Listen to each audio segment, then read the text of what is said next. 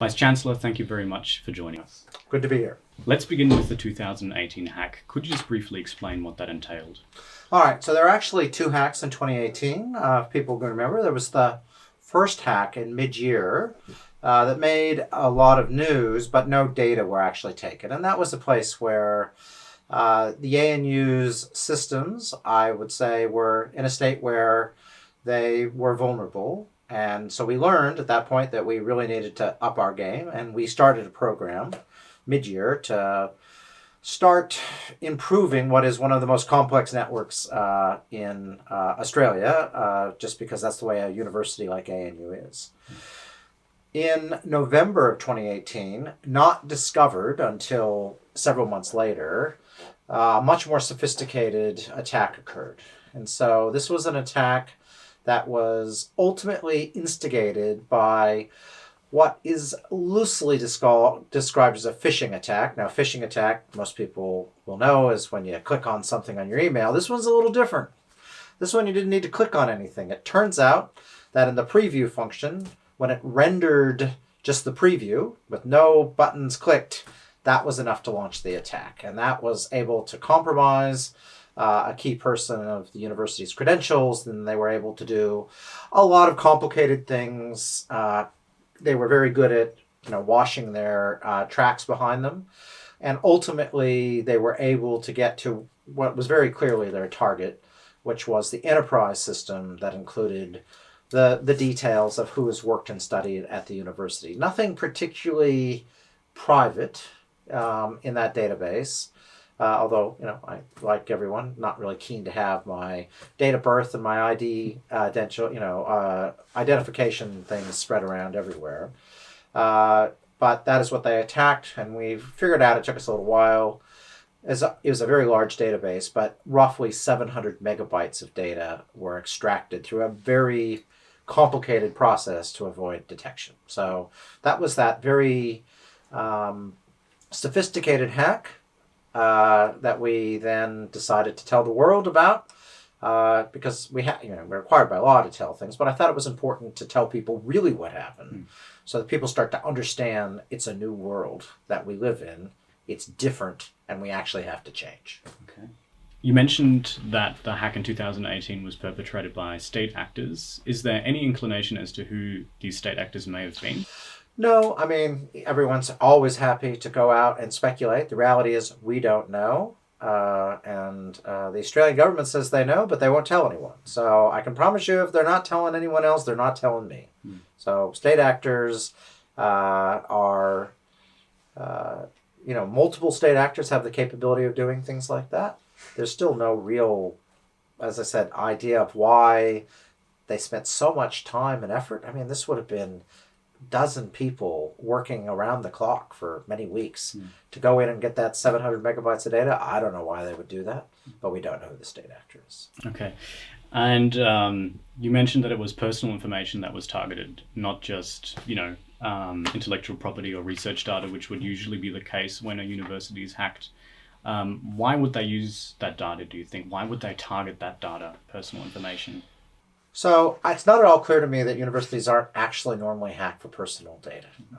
But intellectual property and things are certainly worried about and talked about within government. But most data within the university is open. We publish it in papers, so why hack it?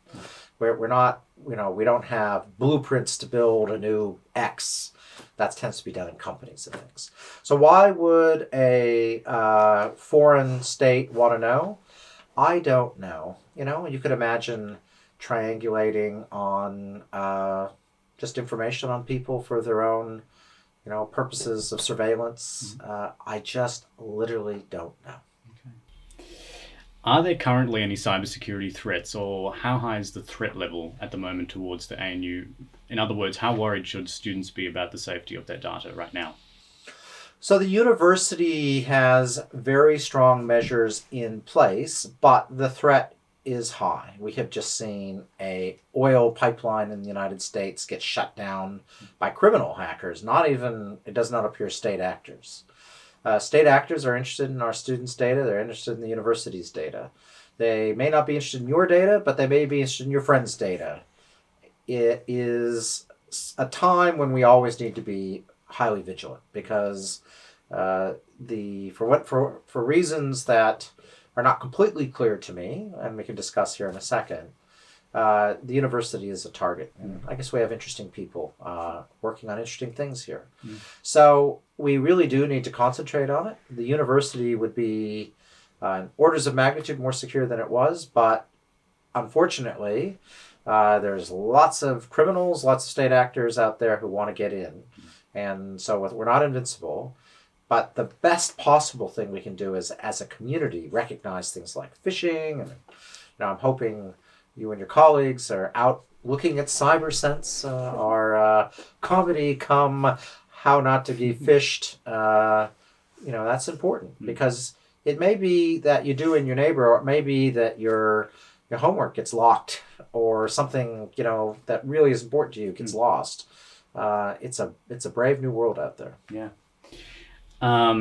What can students do individually on their part to make sure that their data is safe, that they don't get attacked? So a whole range of things. Go look at CyberSense because it is it's watchable, and you learn stuff. And even myself, it's like, I hadn't thought of that. If you're not sure, if you see something's not quite right, don't just click on it. Go, If you're using BitTorrents and things to download movies, well, I can tell you that's a very good way to get hacked. We do tend to stop those now on the ANU internet because the ANU internet's very fast, very convenient. But in the end, some of the most vulnerable people are some of our more sophisticated students who are going outside the lines. And all what I can say is that when you do that, you're opening and bypassing security, as some people are probably able to do. You're opening yourself up. And I will say I've become very cautious because the people we're dealing with are really sophisticated and they really don't mind destroying your information, your identity. All those things are on the line. So I encourage people to be responsible. People know what's right and wrong in this space. Try to make sure that if you're a novice, you understand the basics. CyberSense is a great place to start.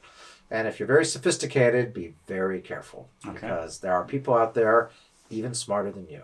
To draw a bit of a picture, say a student who was affected by the 2018 hack whose data was stolen ends up, say, in 25 years in a high-powered position within the government, say, working for DFAT, and they are approached by whoever perpetrated this attack and are coerced to change policy or something like that.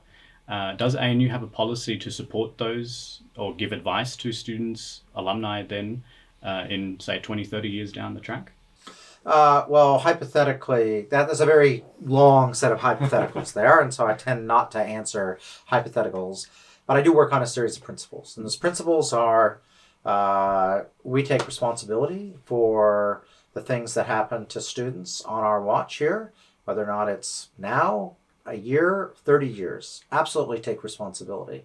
So, anyone who has concern, we're always happy for them to reach out and for us to have a discussion.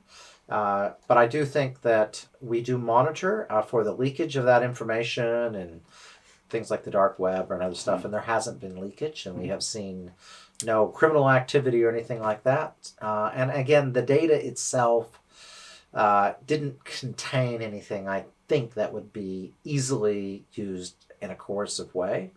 If there was, we would be worried about it, but as near as I can tell, there is nothing like that in it. But that principle that we support you, take responsibility, that's just absolutely rock solid part of what we are as an institution. Okay.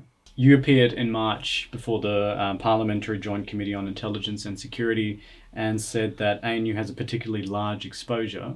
Why is that? Well, partially, we're the National University of Australia, and if you look at our proximity to government, and that manifests as our students going and working for government, but also all the work and research we do aligned to government, it means that we are a particularly interesting target to state actors, right? Because we have information and people that they're interested in. So that is one reason. Two, we're one of the world's great research universities. We have been using networks before the world even knew what networks were. So we have a very complex network that is layered back in time in all sorts of complex ways. And so that exposure to the internet, what the Sizos, Pythagoras-Sievertson would call our attack surface, is pretty large because we use the internet a lot. And we use it in all sorts of weird ways, including ways we've been doing for 40 or 50 years. So it just means that we do a lot of things that, for example, a company, which just does one thing, can really guard against. We do almost anything, and I need to allow my students, I need to allow my staff to get out and make up new ways of doing things. And that means giving you freedom in ways that normal companies don't give their staff. Following the 2018 hack, the ANU adapted its foreign interference policies and cybersecurity policies. Could you just expand on what these policies entail to guard against foreign interference? All right. Well, cyber is a whole range of measures of making sure that we decrease that attack surface, that place where people could break in, and that meant tightening up, just the rules of operation. You're not allowed to do certain things, making sure that we close down vulnerable servers, that we patch things, that we put in much more sophisticated detection. That I hired a CISO that could bring things to my attention within the university and who has the ability to direct resources around the university. So that's the cyber side.